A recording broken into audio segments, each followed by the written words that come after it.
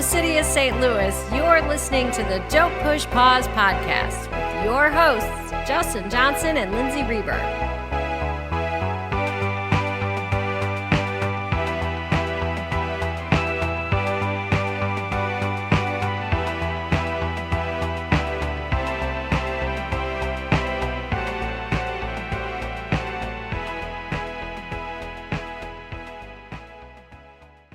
Welcome to the podcast. Welcome back, everybody. Happy 420, Lindsay. It's that time, Justin. It is. You know, I haven't pass it on over. I haven't smoked weed in forever, but I've ingested. Oh, sorry, I'll put this out. I've definitely ingested the hell out of it over the last few years. We thought it'd be fun to do something.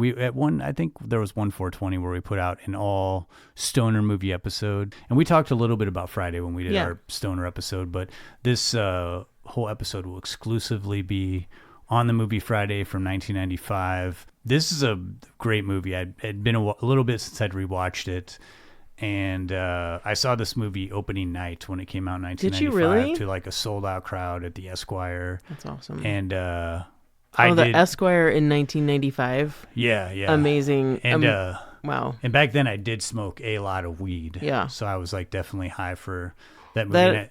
That entire theater. It was awesome. Filled with weed it was like smoke. Before the movie started, they showed the Dr. Dre music video, and then it went into the movie. It was amazing. Amazing. Yeah, people were like just freaking out. Yeah. And since then, I've probably seen this movie a dozen times. One thing that I hadn't really seen very much of were the sequels, and we will get into those in this discussion. But it was wild sitting down to, rewatch the sequels as well. See where this story eventually went into. We'll definitely talk about the sequels later. What's your relationship to this movie? Well, I don't remember watching it when it initially came out, but I remember it being super popular with the stoner kids in high school, which I was not at the time. But it was really popular, and I knew more about Friday. I knew quotes from Friday before I ever actually saw the movie. But I mean, I like Ice Cube, and Chris Tucker wasn't familiar to me at the time. That certainly changed all after Friday. But I was a fan of Ice Cube, and eventually would. So I didn't see this when it first came out, but when I did, realized why, especially people my age at the time were super into it, and it is a lot of fun, even if it does take a tonal change towards the end. Yeah. Well, we'll be talking a lot about Friday. We'll talk about the production. This is also always a favorite type of episode for me, is like the first film of a filmmaker, their debut film. And what a movie for this to be your very first film to make. Not only is it a studio feature, but it has like Ice Cube in it, who co-wrote it. F. Gary Gray is like 24, 23, 24 when he directs Friday, which is kind of nuts. And to go into this with Ice Cube believing in you when this is his passion project, that's got to be a lot of weight on your shoulders. Yeah. But I really loved learning the making of story and how everything came to be. This movie really is important in a lot of ways. It stands out in amongst the typical hood films of that time, and certainly kind of reworked the whole vision of like South Central at that time, especially when a different type of story coming out of South Central needed to be told. And that's why this movie really hit audiences and became such a thing, is because it is a fun movie, but it's also hitting on a lot of serious things at the same time. Is a nice bookend to our episodes on Boys in the Hood and Menace to Society. If you haven't heard those, I suggest checking them out. And we do, in that Boys in the Hood episode, we kind of talk a little bit more about Ice Cube. I think because of that, we're going to temper our early Ice Cube talk for this episode. I love that this movie has so much longevity, and even though I wasn't initially on the bandwagon or seeing it at the Esquire like you, man, just in any time of the late 90s, late 90s, seeing something at the Esquire here in St. Louis was a wild time. Yeah, I was pretty blown away by Chris Tucker. Like well versed in Ice Cube's music and his early acting roles. I'd already had watched that movie Trespass like multiple times. Yeah. But Chris Tucker, I knew nothing about, didn't know that he was a comedian, and just immediately walked out of the theater like, who is Chris Tucker? He's like the funniest man alive. Yeah. And kind of a tie-in to something that'll be coming out this week, because Chris Tucker does the Michael Jackson impression in Friday, and actually appeared in Michael Jackson's video. He's got like a little audio clip in the final studio album that Michael Jackson did. So I got into a very advanced screening of the movie Michael, the Michael Jackson biopic that'll be coming out this week. If you're a Michael Jackson fan, I can't encourage you more to go see this movie. I won't say too much about it other than it is a crowd pleaser for sure. And playing Michael Jackson is his actual nephew, Jafar Jackson, who I think is Jermaine Jackson's like second youngest son. Yeah, he's never acted before, but I guess he spent like a year like watching footage of his uncle and like listening to the music, and really I think does like an amazing job of portraying Michael Jackson in this movie. This movie also has Nia Long from Friday in it as well. She's playing Katherine Jackson, Michael Jackson's mom in the movie. And it also stars Coleman Domingo, who plays Joe Jackson, Michael Jackson's dad. And the movie is real heavy on the father-son conflict, but all kinds of awesome dance, musical numbers. I can't wait to see this. This movie looks, you can tell the budget was enormous. I mean, I think this movie's going to be like highest grossing music bio ever, I'm sure. Is it a good one to go see in the theater? Yeah, I would. Okay. Definitely see it in the theater. Okay. Big sound. I'm a fan like of music bios. Like there's even of artists that I don't even really follow that much. I'll be like, yeah, I'm going to watch this. But for Michael Jackson, I grew up on Michael Jackson's music my whole life, so. I'm so glad that you've seen this because I keep seeing previews, and I admit I've been wanting to go see a movie that is meant for the theater. Yeah. And I think this will be it. Yeah, I think you're going to dig it. But anyway, I'm excited to get into our discussion on Friday. This movie's still relevant 30 years later. Yeah. People still talk about this movie. People still quote this. Yeah. Like even someone in the current administration was fired recently. And do you know how many memes I saw that were like, bye, Felicia? Very meme-heavy movie. Yeah. Yes. So yeah, we'll go to a clip. We'll come back. We'll get into our first discussion on Friday. Sounds good. Hold up. My mom's in there. Oh. She about to go to work, though. Hey, I know you don't smoke weed. I know this. But I'm gonna get you high today. 'Cause it's Friday, you ain't got no job, and you ain't got shit to do. So to kick things off here, obviously, we need to talk about Ice Cube. We could totally dedicate an entire episode to Ice Cube just on his career, but our focus is Friday, so we'll minimize, we'll just do the highlights of Ice Cube leading up to Friday. But if you are interested in checking out a film about Ice Cube starting out in NWA and a little bit of Ice Cube's solo career as a rapper, I highly recommend the F. Gary Gray film, Straight Outta Compton. I've seen it like 3 times. It's a really great movie. It has a few of the trappings of doing the biopic because it's following so many different characters and careers, but I think it's really well made, and especially the scenes where they're on stage, I felt like they really captured some authenticity of Totally. being at a live show. Totally. And what that looks like, and a connection to Friday with F. Gary Gray. I've never gotten tired. I've watched that movie maybe 3 or 4 times now, and I feel like I always see something new, or just I love really absorbing that whole story. So yeah. And Ice Cube's son playing Ice Cube is wild because he looks and sounds like young Yes. Ice Cube. It's and there's awesome. times where you're watching and you're like, oh yeah, this isn't Ice Cube. Yeah. Pretty bizarre. It is. He was in Cocaine Bear, right? Yeah. Yeah. He looks so much like Ice Cube that I got to do a double take every now and again. Well, Ice Cube started off in the group NWA. NWA had a falling out. Ice Cube went solo, released 3 really great albums, one after another. He had several hits, became a really prominent solo artist, following up with a pretty big role in Boys in the Hood, and was kind of critically acclaimed for that role. After Boys in the Hood, Ice Cube started to pursue acting. He was still releasing albums, and he did a few movies, but he had said in several interviews that he wanted to do more movies, and the script to Boys in the Hood was great, but then he was getting sent scripts and they were just one terrible script after another. Eventually thought, if I want to do something that's good like Boys in the Hood, I should just write it myself. He was kicking around an idea of like something that was like more joyful and humorous, of living in South Central, not so much the gritty reality of like drive-bys and worrying about making it to your 18th birthday. And it was on Boys in the Hood when director John Singleton encouraged Ice Cube to, are you interested in starting to write scripts, because your lyrics in NWA, your lyrics as Ice Cube, they paint such a vivid picture that you would be a really good storyteller when it comes to making a movie, not just in songs. So, Cube started thinking about this and, like you said, knew what he was coming from being in Boys in the Hood.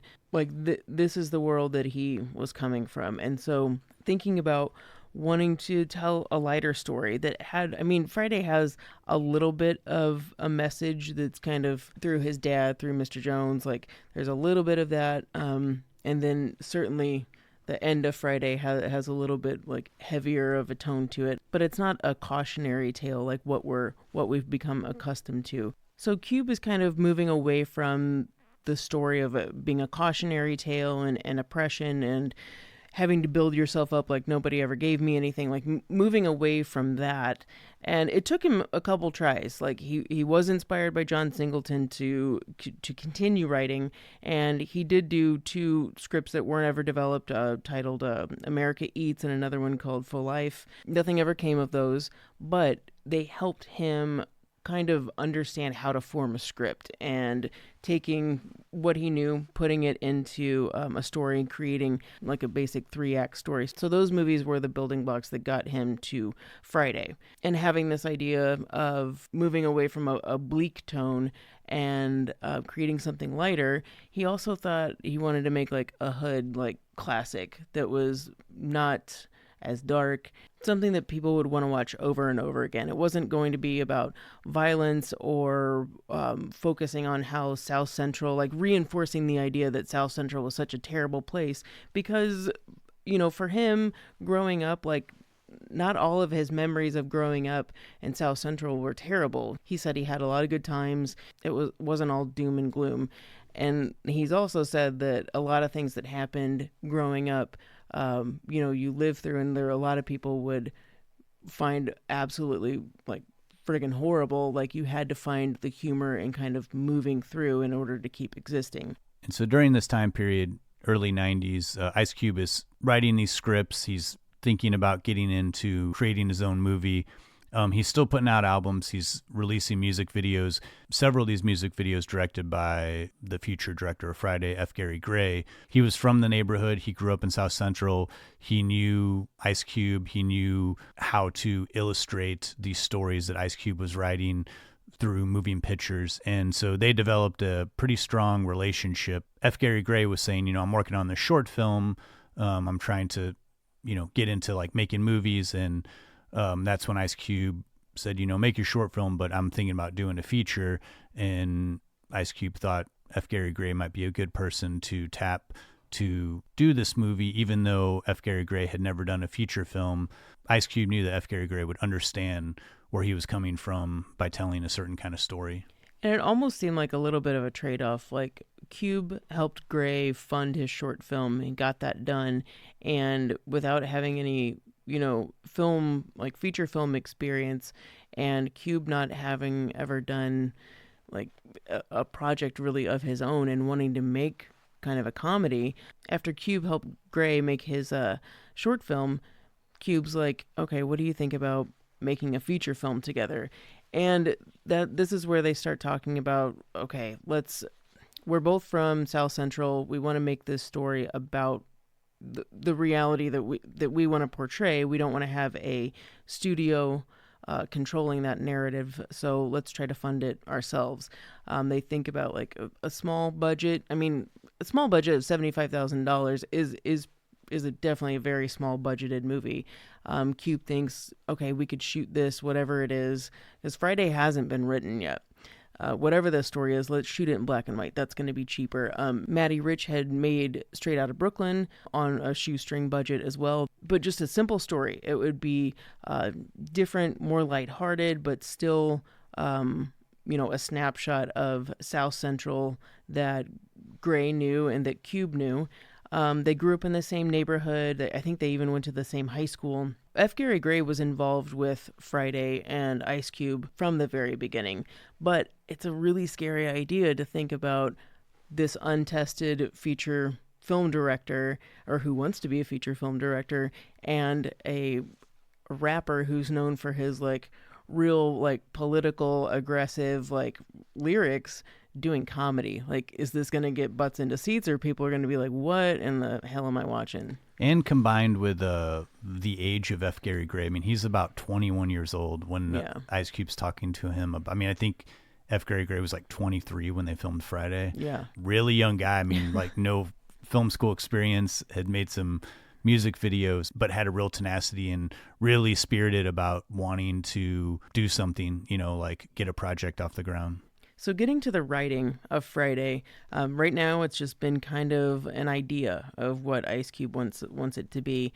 And he is not only Gray's been involved with the early development of Friday, also Cube's friend DJ Pooh is involved in this. And Pooh said that all of this kind of started in 1994 and took a couple months to come together. They started writing this basic idea of a story taking place in one day on a regular Friday in the hood. They started writing it in Cube's production studio, and then Cube goes on a European tour.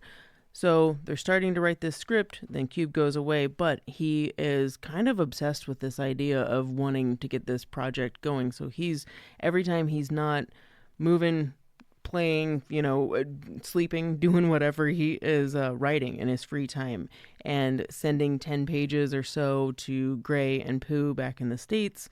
They're sending back their thoughts and kind of going back and forth, coming up with scenes and editing, using stories from their experiences growing up and things that they've seen, people that they've come across, using all of these personal experiences and reflecting back on the humorous situations growing up. Cube said that everything that happens in the movie at one time or another happened to one of the three of them when they lived in South Central. There are plenty of examples of this. Like DJ Pooh said, every neighborhood had a Debo or a Felicia. And that is one thing I like about the whole gamut of characters in Friday, is that you can look at each character as an amalgamation or, a stereotype in some way, but it's not to say that those people don't exist. And I think that Friday's a great example of that, because these guys are writing from their own personal experiences. And I think that's another reason why the movie is so relatable in that way. And we've already talked about the lightheartedness that they wanted to keep within the story. The other thing that was important was that they didn't want any beloved character to die in the end. And no one does die. Debo, the bully, gets the crap kicked out of him, which is great. We don't really ever see that. So how the story kind of came together was there's this rough idea for a script. Final revisions would come when Cube's manager and Friday's future producer, Patricia Charbonnet, would come in and flesh out the rest of the script. Now, she comes in, and this is before, this is when they're thinking we still might have to self-finance this. And, they do have this script that's coming together. Charbonnet's making it kind of final. And by the time that they actually shoot the movie, over 50% of it is going to be improvised. But they do have a great jumping off point. So one thing that everybody did not want to give in on is the integrity of the script, their vision for it. But the idea of having an inexperienced filmmaker, an untested rapper with his comedic chops, and a whole different vision of a neighborhood that mainstream America does not think has any comedy running through its veins. They're still floating this idea of we might have to self-finance this. Before they fully commit, Charbonnet approaches New Line Cinema in the hopes that maybe they actually will have someone put this movie out for them. Now, New Line is has historically taken chances on films. The Friday crew also knew that New Line financed the House Party movies, which was another duo-led comedy, and also probably a little bit of an inspiration behind Friday 2. New Line did agree to finance, but on one condition, that they needed an experienced comedian to co-lead with Ice Cube. DJ Pooh is who they originally had to play the Smokey character, who they wanted to play the Smokey character, but New Line kind of wouldn't budge on that one. They did say that Cube can pick the director, so this is where we finally agree that F. Gary Gray is going to take over, which is, I don't know, it is kind of a gamble for New Line, but I think it's awesome that they actually were like, okay, Cube, we trust you to do this. Gray becomes official, and this is kind of when we go into, I can't believe, a 20-day shoot of this movie, which is nuts. The budget for this is, I think, $2 or $3 million. It's a pretty low-budget movie, and if you also take out from the budget that Cube paid all of the main actors, I think across the board, like $5,000. Nobody really made a lot of money being in this movie, but Cube was the one that financed getting the people that they wanted cast involved in this. And I don't think anybody retrospectively looks back and is upset that they didn't make too much money off being in Friday. I think it was like the movie itself. I think the production kind of felt like a little community.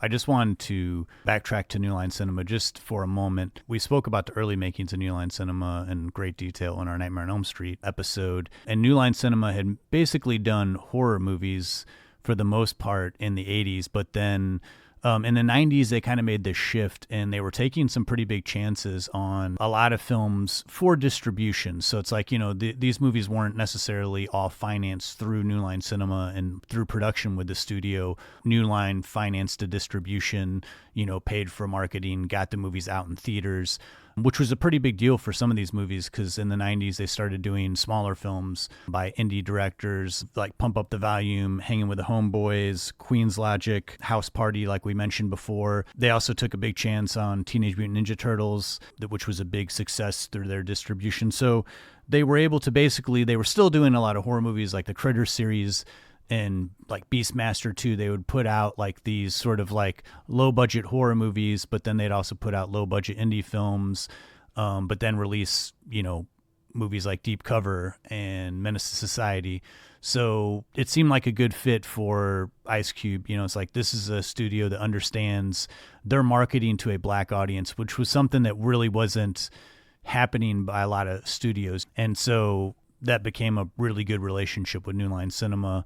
Now, having said all that, New Line was going to not just distribute Friday, but they were going to finance the movie's production. They were known to do things on a very tight budget when it came to getting movies produced through production. And so the budget for Friday was very tight, and the shooting schedule was also extremely tight. I mean, like indie film budget, indie film schedule, like 20 to 25 days, which just kind of seems insane. I mean, granted, a lot of these movies, it's like 2 years in the making of like getting financing, getting the script, whatever. But like, man, 21 days does not seem very long to shoot a movie.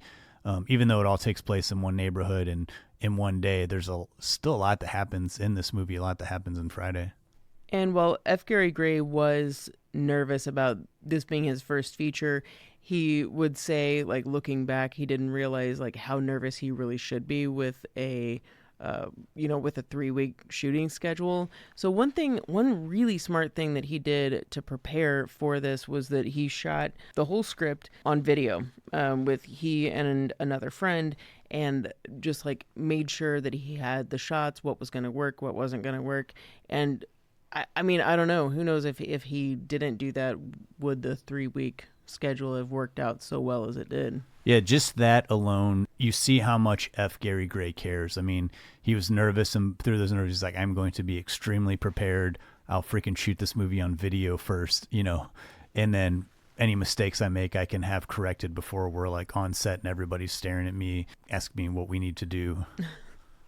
And on top of that, he's going to have to deal with over 50% of the script being changed due to having actors that can improvise, which was another challenge for Charbonnet, who was also the script supervisor. Yeah, and I think that has got to be very difficult. I mean, comedic cast, and stand-up comedians, a lot of times you're riffing in the moment, but that makes it extremely hard to edit together if you're not doing the same lines every single time. It makes it hard to do cross-cutting, especially if two people are having a conversation.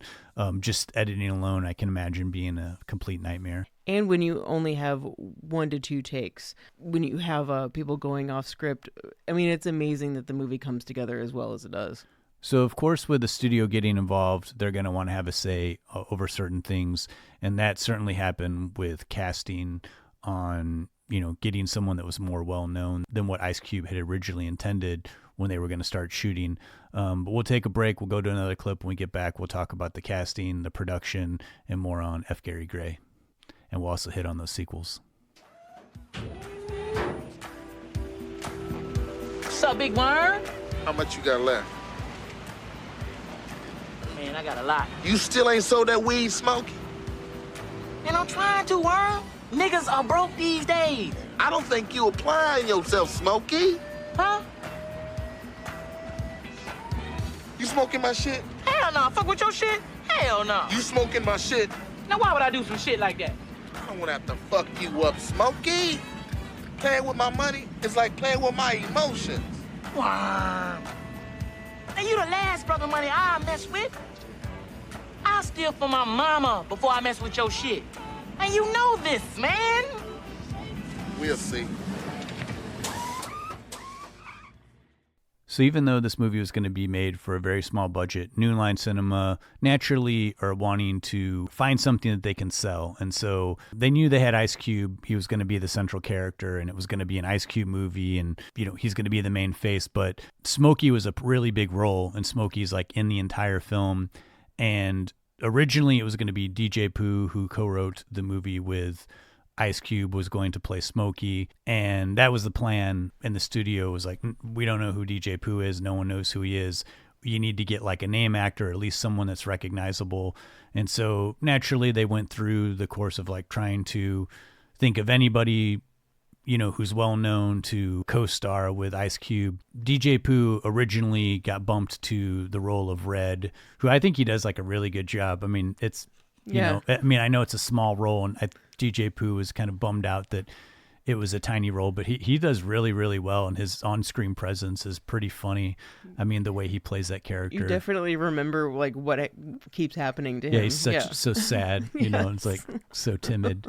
So they went through all the comedic actors that you could think of, but what the studio really wanted was Chris Tucker, who at the time, and Ice Cube wanted him too. Like they, once they were settled, like, hey, is Chris Tucker a possibility? It seemed like they were pretty excited about the idea. He was building his name as a stand-up comedian, not necessarily an actor, or he had a small part in House Party 3, which New Line had put out. So, they were familiar with Chris Tucker. So they, he was a little bit of a standout in that movie. So Chris Tucker read for it, and I guess it was terrible. It sounded like it didn't really play because Chris Tucker he was a stand-up comedian. He wasn't an actor. And so he got together with several of the other actors who ended up being in Friday, like Faison Love.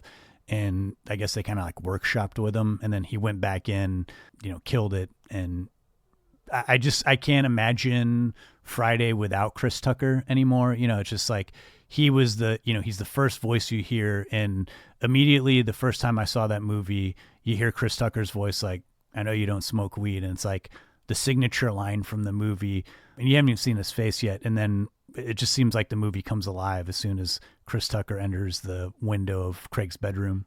I have to throw some credit here to Angela Means, who plays Felicia, Felicia is completely memorable for so many reasons in this movie, but Angela Means was, along with Faison Love, helped get Chris Tucker like back on track, because I guess after he bombed, he was just being like, nobody's going to see this movie anyway. Who's going to see a movie with Ice Cube in it? And Faison Love is like, dude, like, we're all in it.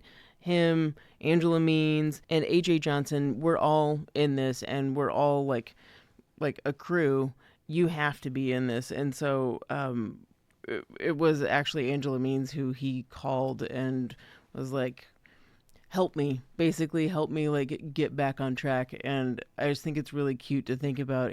Angela Means says, I had him come over and it was me and Faison, and we just like, I made a pot of spaghetti and we had him go through the script and we're like, okay, do that, then like do it different how you're uncomfortable, and then like make it your own. And then they said like they just went through it in one night, and I guess he went back in and totally killed it. But I guess I bring up Angela Means because you think of her as Felicia, who is a complete scrub in this, and like thinking like, oh, she's like kind of responsible for getting Chris Tucker's ass in gear. Thank you for bringing that up. And, you know, Chris Tucker has that energy. I mean, it's very much like a Jim Carrey kind of energy. There's a potential that you're going to be completely turned off by this character, or you're just going to think it's the funniest thing ever because it's so unique and original and so many body movements. A lot of like physical comedy goes on from the voice. You know, the manic energy is there's not a moment where Chris Tucker's on screen. He's not stealing the show, and a lot of the stuff that Chris Tucker does I think is hysterical, but there's a few things that his screaming, like when they're on top of that roof and he's like, I'm not scared, and then you hear the gun goes off and he's like, ah! Like he has this like very high-pitched scream. There's just all these little moments that, you know, him acting tough and then like being scared is like, I think some of the funniest stuff in the movie. Not to mention his little twitch that say goes back to him kind of. Does he like, is it too much chronic? Is that what he does? Like he like smokes too much or something, and then like he starts tweaking. No, it was like angel dust. It was angel dust, and it's right. Like this like lingering weird effect, which I've never done angel dust. I don't know if that's a real thing or if it was just something that they were like, let's make a funny little like twitch that he does. What's funny though is like the twitch wasn't in the script either. That was something that he like workshopped with Angela Means and Faison Love. And like the twitch to me, it's like every time I start to forget about that Smokey has a twitch, it happens in the movie, and it gets me every time. It's so funny. And just kind of going back to real quickly to the story of Ice Cube creating this like one event day, the character of Smokey to me is a really smart way that Ice Cube did this, of like, it's not like a character that makes one like stupid mistake and you're just like, oh God, you know, they're the reason why all this bad stuff is going to happen. It's like very subtly brought in, you know, Smokey sells weed, he smokes weed, he's smoking more than he can sell. And, you know, Big Worm is like brought up a few times. But to me, it's like it doesn't lead from like one individual mistake that he makes. It's like not where you're like, oh my God, why is Smokey so stupid? This movie's so dumb. Smokey's not doing anything like totally unforgivable, even though they do have a moment in the movie that's like pretty serious where Ice Cube, you know, where Craig is mad at Smokey because he's like, you got me into this or whatever. But then he's like, you know, we'll figure it out. You know, with bringing up Big Worm, who's Faison Love, one thing that helps is like feeling like it's not just one thing that Smokey messed up. It's almost like Big Worm like is like, dude, you keep doing this to me and I've got no choice. Like, you need to give me the money that you owe me or else like that's it. And I feel like I like that a little bit, that we just don't think that Big Worm just pops off. Not to say that a drug dealer is going to be that careless with his money and not care that much, but when you also have the drug dealer that's selling ice cream or drugs out of his ice cream truck, that maybe, yeah, like in a comedy that this kind of works. I like that for the character of Smokey, that he's not a dummy. He's just like a guy that smokes the weed that he should be selling, which is actually something that is from DJ Pooh. That's also something from his life experience. Yeah. Well, and that's what, to me, why the script for Friday is so good, is that we have these extreme moments of suspension of disbelief comedy where you're like, you know, I'm going to let this slide. It's like things are heightened, but then they'll do something to ground the movie. Big Worm is a perfect example of like, you know, he's got the curlers and he's driving an ice cream truck, and then later he's got the ridiculous orange like lowrider car. You're playing with my money is like playing with my emotions. But later on in the movie, toward the end, whenever Smokey gave him the money and he calls him up and Smokey's doing all the big tough talk, and immediately Big Worm's like, first off, don't act like some big, it's like you owed me the money. So Yeah. you shouldn't be talking tough. Like if you'd have just paid me the money, there wouldn't, he's like, it's the principles of the situation. Yeah. And that's, to me, it's like a very, like, no, that's 100% correct, Worm. That's, I mean, you've been in the right this whole time, so they keep the movie grounded. Same thing with Red and Devo. They do this thing where he punches him and he flies through the air or whatever. But the whole lead up to that of like, it's more our bike, he's like scared. He's trying to like play it cool. But even though he's like, my dad's like, you got to get this bike back or whatever.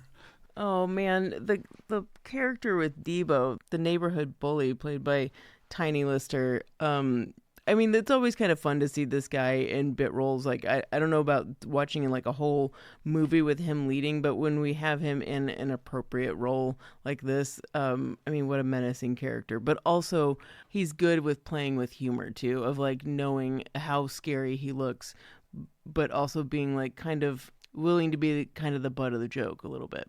I mean, you really don't have to do much when you're that big and menacing looking, and you've got like sort of like one eye that's like it's like disheveled. He just he really doesn't have to do.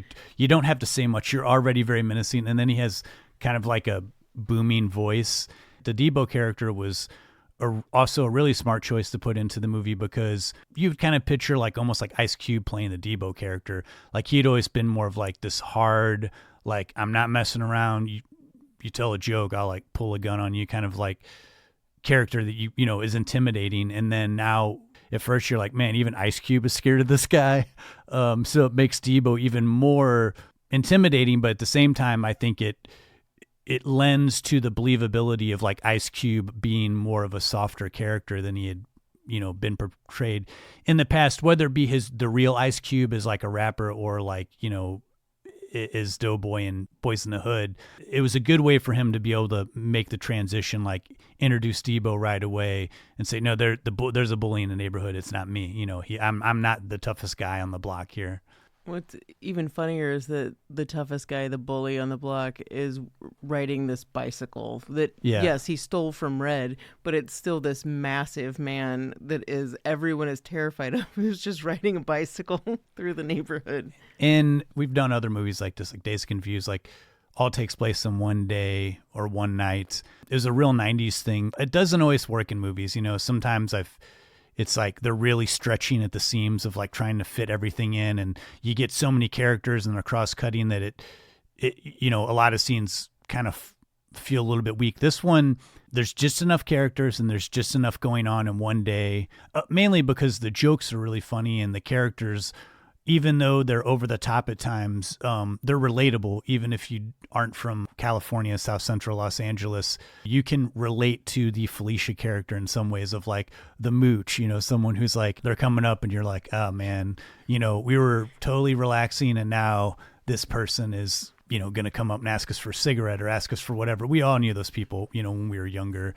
Some of us know those people now. Yeah. And even the beginning of the Jehovah's Witnesses knocking on the door, you're relaxing in the morning and someone's banging on the door. Earlier today we were recording and we stopped because someone was banging on my door, and it's like, who is going door to door like asking stuff anymore? But it's so relatable in this movie. And I think every time we're introduced to a new character, you're sort of hit with the humor of like, okay, this is like universally funny. And then on top of that, then you're getting the comedic scenes and then following with the jokes. On top of Craig and Smokey, my favorite character in this movie is Felicia, played by Angela Means. And one thing, if you notice every time with her character, sure, so there are bits where it's just her face or just her, but she's always entering and invading people's spaces because that's who she is. And the way that she plays it is, there's just so many like little nuances. Like, I learned a new word in this research. Costume designer Sean Barton said that like this character is based on the women that were called strawberries, that were basically kind of like a crackhead who was always in the neighborhood, who would do anything, whatever it is, for drugs, but was always like wearing someone else's clothes that didn't obviously fit them. And granted, we don't see like the drug aspect of Felicia. We don't even know that she is like on drugs or anything like that. But the fact of how she's dressed and how she looks, trying to make this obviously beautiful woman, like outside of this movie, look just gross. Like Felicia looks like she's trying to like kind of pick a wedgie a little bit, but it's not played up like you're obviously seeing her do that. So many things about this character just crack me up, whether it's the dialogue. Can you mind if I borrow your microwave? You want to come in and borrow my, well, I mean, can I just take it with me? Like, I love it. There's so many things about the writing of her, and it's obvious that the people that wrote this and that made this experience these people.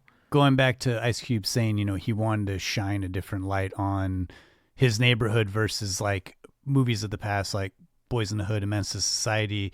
Menace to Society very much is a movie where O-Dog shoots a crackhead. There's a guy that starts washing their window in the beginning, and they're like, man, get off my fucking, it's like, it immediately is like, are they going to kill this guy? Whereas like in this movie, you've got Felicia and they're like, they're tolerant, it's like, it's by Felicia, but they're still listening to what she has to say. Yeah. They don't like push her on the ground and like, get out of here, you crackhead. And AJ Johnson, who plays the Azelle character, is another example where, this guy's a crackhead and he's homeless, but he's got all this like funny energy, and he's jumping up on Smokey's car, and Smokey's like, what are you doing? What are you doing? But then, Smokey does loan him $2 so that he can have a beer, and they're still, they take a beat and they listen to Azelle.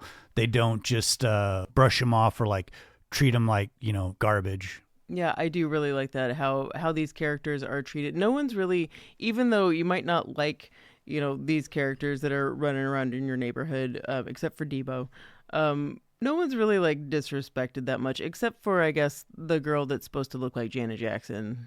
That's the one. That's the one part. But other than that. But for the most part, it's like finding humor in harsh realities is something that this movie does really well. Even, again, Debo, everyone has a bully, in their neighborhood when you're growing up, where you're like, it's just going to change the whole tone of this moment. Like, this guy's coming, like, this sucks. Like, we were having a good time.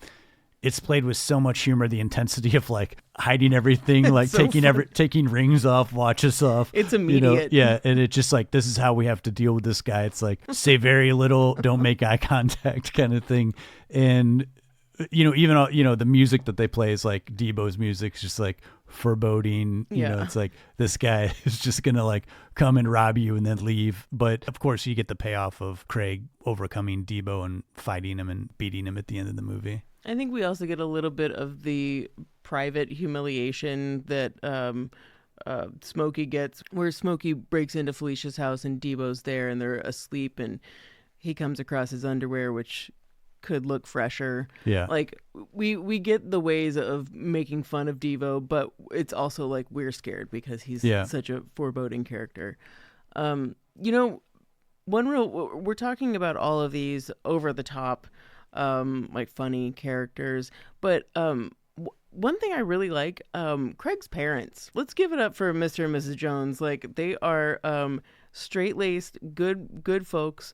John Witherspoon, I love this man and every single thing. I mean, he brings grandpa energy to everything, but grandpa, like dirty grandpa energy and real life. He brings a lot of unexpected heart, even though he is a insanely wonderful comedian, great at improv. Having to string his scenes together were pretty difficult too because he'd change lines. But him being able to go from comedy to being serious with, when he sees his son Craig with a gun and is like, saying, "That's not how we fight, son." And those parts where there are heart in the movie, do they feel cheesy to you? They don't feel cheesy to me, but it does feel like when the movie gets serious towards the end, that's when I have like a little bit of a jerk. But the moments with his parents don't ever really feel like that. Yeah. Well, and I like too that we open with Craig's parents, and we open with Craig's house, and we also, again, like, you know, Ice Cube in the script pushing aside stereotypes of like, oh, it's a black man, he's going to have a broken home, and, you know, he's going to be a single, you know, it's going to be a single family. But, you know, you find out like, no, his parents are happily married, they still like each other, even though his dad is over the top. To me, it feels more of like a perception thing. You know, it's like, we're seeing how Craig perceives his dad. True. You know, like we're seeing the, you know, how come you got to get a job if you want to do this, and making him come into the bathroom and like listen to, you know, there's I smelled your shit for 23 years. You can smell mine for 5 minutes. I mean, there's just so much going on with the interaction between him and his dad, and then how him and his mom, you know, she's already, you know, his dad's a dog catcher, and his mom, you know, they don't say what she does, but she clearly is like getting more dressed up for work, and she's having her own different morning. But I do like that, like, the movie opens and we're seeing how Craig, his sister played by Regina King, and his parents are how they have their morning, you know, and because Ice Cube has lost his job, you know, or got fired from his job, his routine is all busted up. So he's just kind of like pivoting through his family, getting ready to start their day because he doesn't have anything to do. And then, you know, of course, enter, you know, after we see all that, enter Chris Tucker. Yeah, Smokey fucks up his day. And Regina King, who was with Ice Cube in Boys in the Hood, you know, I think she's great here. I mean, she's to me is like doing the work of like keeping the movie grounded, like doing the work of like playing a not over the top character, like playing everything very straight so that a comedic actor like John Witherspoon can have his moment as Craig's dad. Because I think, and same thing with Craig's mom, I feel like if you had comedians in all the roles, like the mom, the dad, and the sister, you've got comedians like fighting over each other to try to get something in that's funny, whereas like there's enough going on with just John Witherspoon riffing for like every single line. You don't need anyone else like adding to that. You just need them to absorb everything that he's saying. I watched Amen when I was younger, so Anna Marie Horsford, who plays Mrs. Jones, that was kind of like a treat seeing her in this movie. And also another character that keeps this movie grounded is Nia Long, who plays Craig's. I mean, I don't know where she comes from in this neighborhood. She's like the most normal person who happens to also be Felicia's sister. She's like the perfect girl of the neighborhood who Craig has a crush on. She also looks like she's from the future. Like she's wearing like all athleisure wear, and then like she's like jogging in the middle of the day and like going down to like a health spa, like new health spa that opened up, and then like later on has like a different outfit. Just very much like the opposite of what you'd expect. And also too is like her sister's Felicia, but she seems totally lighthearted about the whole thing. She's like, oh yeah, she's with Debo right now. They're in the bedroom. Like, you need to keep it down, but is like still making jokes and like laughing. And what's funny too is that like she's not afraid to go up to Debo. We don't see that dynamic, but it is interesting to me that maybe it's because he's sleeping with her sister, but she's not afraid to walk up to him and be like, get out of his face. Yeah. I mean, I like that about her character. Maybe that girl does exist. Maybe like, you know, Cube and Pooh, like they knew somebody like this. Like she's, I get why she's so crushable, because she's like the perfect girl in the neighborhood. She's like the Winona Ryder character where you're just like, you don't exist in real life. Where did you come from, Nia Long? It's like, and absolutely like adorable in this movie. Like her scene where Craig is high and they're like on the couch together. So cute. Is this really, you know, where the movie kind of teeters into like a romantic comedy. You know, it's like clearly he has feelings for her, and maybe she has feelings for him, but there's, you know, but we see Craig has a girlfriend, and his girlfriend is like more of the over the top funny in its own right, but their scenes together, though they're few, it lightens up the movie even more. Like, and it also too, it's like it lets the movie breathe, you know, because you have these moments where you got to have scenes transpire and you need the day to go on. You know, if you're just hitting with jokes nonstop, so that could get old, and it allows those moments where the characters can like open up a little bit more, and we get more than just Smokey telling jokes or them like observing what's going on in the neighborhood. Then sprinkle a little bit of Kathleen Bradley, Mrs. Parker. Hi, Mrs. Parker. As she's just, I mean, all her character's doing is bending over. She knows what she's doing. Yeah. And does Craig's mom know what she's doing? Yes, she does. Yeah, I like all these just little moments of like what happens in the neighborhood. Like it was like Stanley, the guy who he's like watering in some sort of like Oh yeah. like smoking jacket in the morning. It's like, what's happening? Like before he goes to work. The only wackadoo character that for me comes out of nowhere, who's Tony Cox, who plays Mrs. Parker's very short in stature husband, Mr. Parker, who comes running out of the house chasing old dirty preacher Bernie Mac, who's been sleeping with his wife. I mean, like, there are these little things that don't, in the overall picture of the movie matter, because it makes up like what is going on in this one single day in this community, and it's so much, and at the same time our main story throughout everything, but then all of these other things make the world so colorful around it. Yeah. So I wanted to also just touch on this again, because this is considered like, a weed movie classic. Predates Half Baked, which kind of I think went, full on, like, we're just going to be talking about weed the whole time. You mentioned it earlier in the episode, how there's really not a ton of weed smoking in the movie, but that scene where he gets Craig high is such a powerful scene of like someone who never gets high, and this and someone who's like, they're excited, like this is a big part of their life, and they're like, I want to share this with you. I want to open up your mind and show you like you're missing out on this whole thing, and this is the perfect opportunity to do it. Watching it now, the only thing that I think is like, if I just like got fired from my job wrongly, the last thing I'd want to do is like get stoned and like have that manifest in my brain. But I mean, he convinces him. Yeah, smoke and Craig had never smoked weed, so like he didn't know like it's gonna intensify everything. But them getting stoned and playing the Mary Jane song is like just to me, it's like a one of those scenes in movie history that just you can just put on that scene and it says everything you need to know about. Oh yeah, this is 1995 Friday. Just makes you want to like get stoned. And we do consider this like such a stoner comedy simply because that scene is so memorable. So that scene that you're describing really encompasses like the overall feeling and spirit, that is Friday, if we take out like the more serious aspects of it. But that vibe, I think, transferred over onto, or was, I don't know, encouraged by the neighborhood of like that they were in South Central, that everybody in the production said, I mean, at least in my research, said that, there could be upwards of 500, 1,000 people that were just being looky-loos and watching filming going on, but that everyone was like supportive and respectful, which when you have like a neighborhood where there's a lot going on and only a few streets blocked or able to block off a few streets, it's pretty cool that people were just really nice about it, and they didn't really have any problems in a neighborhood where maybe you could expect there to be some type of problems. I guess also there were F. Gary Gray also made sure to have a lot of food trucks around that he said if you can't pay people to be nice and be respectful, at least give them a lot of food options and keep them happy.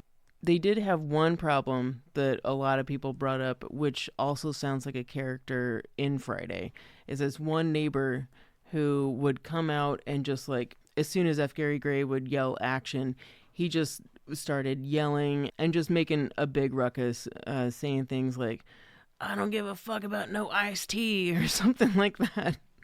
And it was really embarrassing. And a production with no budget, they would give him like $100 to keep him quiet every now and again. He'd go back into his house for a while, and then a couple hours later would come out and be obnoxious again. Yeah, and really, aside from that one guy, it sounded like, I mean, granted, they only shot for 3 weeks, so having to shoot so fast, one person could really disrupt, shooting if you're only getting 1 or 2 takes per setup. He is in the background of one scene in Smokey's flashback scene where he smokes the weed with angel dust. He's in the background, like by a trash can or something, like on a sidewalk. They couldn't keep him out completely. He probably just wanted to be in the movie really badly. It was one of those things. Probably, yes. But aside from that, it sounded like, production went really smoothly. Everybody had a great time. And it really is a movie, I think, that showcases everybody. Everybody gets their moment. And yeah, the only person that wanted a line, I guess was unhappy, was Michael Clark Duncan, who would go on to play John Coffey in The Green Mile. This was one of his first movies, and he's just in the background of the flashback scene whenever Debo punches out Red. You kind of see him he's shooting dice in the background, and he really wanted just one line, and F. Gary Gray was like, yeah, that's how tight our budget is. Like, we cannot, there's no room for it. You're just a background character. I'm sorry. And F. Gary Gray, like, has gone on interviews being like, I'm sorry, that couldn't give you a line. But, Michael Clark Duncan did okay for himself. So the initial first cuts of Friday were pretty rough. Understandably so. You've got all these actors doing all this improvised dialogue. So trying to cut that down to like a tight 90 minutes was probably pretty hard, combined with a first-time director who, was like, is the humor working? And they screened it for, I believe, Faison Love and Chris Tucker, and they did not think the movie was working. Didn't think that the timing was right, the jokes were hitting. So the movie was like... And it was too long. Yeah, I think like initial cut was like way over 85, 90 minutes. But, the movie was retooled, and then the soundtrack put on it, which was such a 90s thing of like, why wouldn't you use like Ice Cube and, rappers of that era to like do music, and then they had a lot of R&B songs on the soundtrack. So very 90s thing of like, we're going to release a soundtrack when the movie comes out. And the soundtrack did pretty well, some of the songs. And like I said, I mean, they had the Dr. Dre video play before the film, like with scenes from Friday. Yeah, like, you're selling the soundtrack, which is why it hit number 1 on Billboard Top 200. So once they got it tightened up and the music on there, like they did some screenings, and Faison Love said, seeing it with a crowd, people were just freaking out. Like they loved it. Coming up to him after the movie, like wanted to get his autograph. When we first started the research of this, I couldn't remember like how much money it actually made at the box office. And in my mind, I was like, this movie make like $80 million or something crazy. And I was kind of shocked to see that it only made around $30 million on a $3.5 million budget, just because I feel like the longevity of Friday, at least in my mind, this movie was just like everywhere. But then hit VHS. It was one of those movies where you were like, I'm buying this, I'm not just renting it. I'm just going to, if it's $25 or over how much VHS were at that time, selling like millions of copies on VHS. Like it was number 2 at the box office at one point, but I remember reading something that one of the things it suffered from was that it was majorly bootlegged. And when you think about 1995 was like a pretty amazing year for movies. There was good stuff coming out like weekly. So a lot of competition at the box office, but overall like really well received. I mean, critically too, like comedies are often dogged on by critics, and this one, for the most part, critics acknowledged what Ice Cube's point was of trying to show a movie with an all-black cast that doesn't star Eddie Murphy, that takes place in like a small neighborhood, a neighborhood that normally is in movies that shows like a living hell. There's like moments of joy and comedy and fun and relaxing and, having fun with your family and friends. I liked reading that, I mean, not that this guy is the god of movies or anything, but Quentin Tarantino said that this is in his top 20 best movies from 92 to 2009. I mean, that's a good era of films, and to put Friday in your top 20 is pretty good. But this movie is the reason Chris Tucker's career completely exploded, and so many people from this film continued working from here on out. Like everybody kind of said after this came out, they were getting recognized and getting jobs where it was like, man, I barely made any money off of this, and now I'm like being put in this other thing, or like TV pilots, all of these things just based off of this low budget film that they were paid a pittance for. It's really amazing how Fridays entered the pop culture like lexicon, and how now when I hear people say "Bye Felicia," I'm like, do you know what "Bye Felicia" is from? I mean, I kind of love that. Or just damn, that is Friday. So many memes have been made, and GIFs have been made from Friday. Mm-hmm. After the success of Friday, naturally, Ice Cube said, anytime he would do an interview or anything or like talk to anybody, like, when are you going to do another Friday? When are you going to do another Friday? Kind of really shocking how much time surpassed in between, especially for a studio like New Line Cinema, which kind of like, they were like, let's make Critters 4. They weren't like, we need Friday Part 2 out summer of 1996. It was like 5 years later. I think one of the big things that happened is that Chris Tucker really just wanted to distance himself from that Smokey character, which is, wild. I mean, he exploded after that, but he immediately just jumped to like big box office, like gigantic studio films, like did Money Talks, and then 3 huge studio produced movies, the Rush Hour trilogy, and became like, it was like getting like $30 million. But when you think about a Friday without Smokey, it's like, where do you go from here? And so I can imagine that being a really difficult workaround, and I don't necessarily think it worked that well. Next Friday, as much as it has its moments, you're just feeling the loss of Smokey, and we're out of the neighborhood. We're out of Craig's neighborhood now. Like, he's in some place that we're unfamiliar with family members that have never been mentioned, and situations that just feel so out of place. And, and then we have Debo, who really great and like very minimal screen time. Yeah. Him becoming like an entire plot point of like, he's getting out of the prison, and we have all these scenes where like, it's just Debo and like another character. Friday felt very lived in. You felt like Craig lived on that block. Next Friday, it's like that, where his like cousin works at the record store. Everything felt like sets that were like just built for the movie. Like, let's make, we'll paint this blue and we'll do this. It just, nothing felt very lived in, which I don't think when Next Friday came out, I was just like, oh, cool, another Friday movie. But, sitting down to watch all 3 of these and leading up this episode, I was really kind of noticing that kind of stuff. And I don't know, what were your thoughts on Next Friday? I mean, it's definitely not the same as Friday. I didn't hate Next Friday. There were more than a few parts where I laughed. I think the humor and intention was still there, but I do agree with you that the lived-in feel was absent, and it felt a little. I guess it was also hard to think of. This movie's made 5 years later, and it's also supposed to be a week later in the world of Friday. Yeah. I tried to suspend my disbelief and tried to like make it work. And there were some, like, I think I even sent you like a 15-second video. I'm like, okay, it's not that bad. This is pretty funny. But like, it has its moments. It's just no Friday. Well, and you make a good point. You have 5 years where we haven't seen these characters.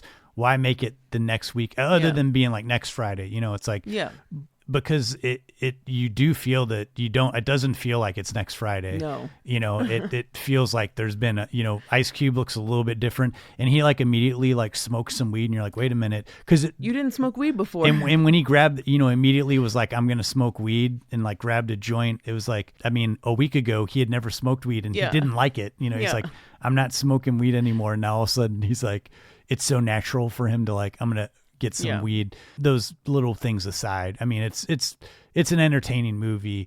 Personally, the following sequel, Friday After Next, is more enjoyable to me in a sense of like, they were actually like, let's just try to do something different. Let's like, we'll be in a neighborhood. This is going to be like Christmas themed. It's not great. I mean, but I think it functions as like more of a thematic type movie, and it feels, going back to Friday, feels a little more lived in. It didn't feel like it almost felt like they're like, let's go back to our roots a little bit, like have it be focused on 2 characters and their adventure, throughout the day. And maybe the reason for that is that after the product of Next Friday came out, maybe they had the same feelings as we did and needed to go back and try to recapture some of that magic from the first one. Well, I've really loved going back and revisiting Friday. Oh, yeah, we didn't mention that there was an animated series there briefly for a little while. That's right.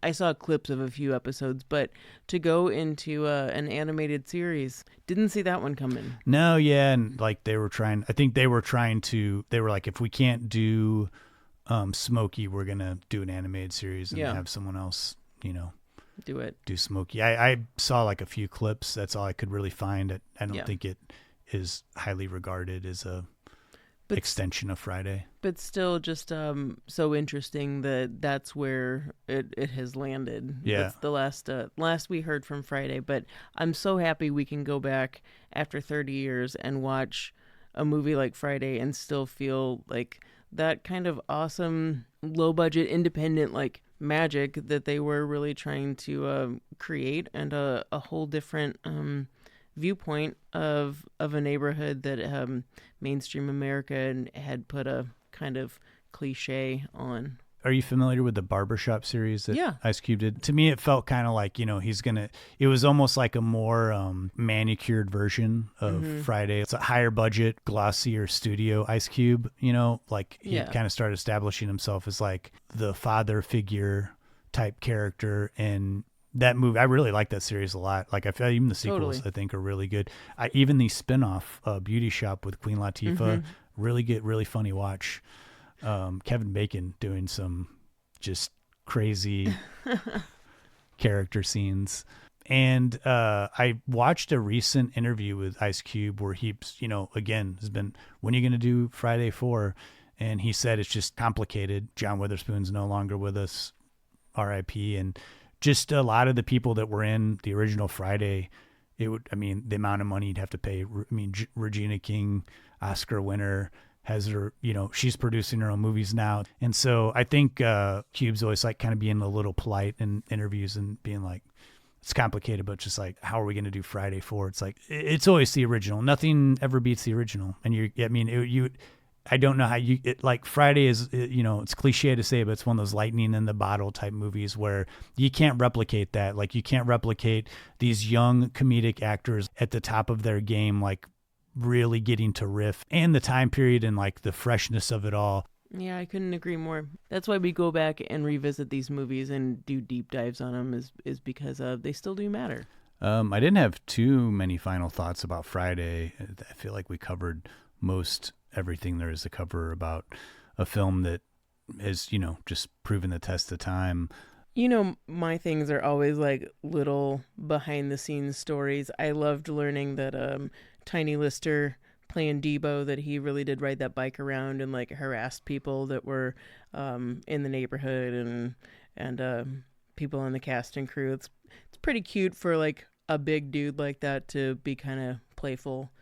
One thing that was interesting, I thought, like the character of Smokey, his outfit is very, very particular, very defined.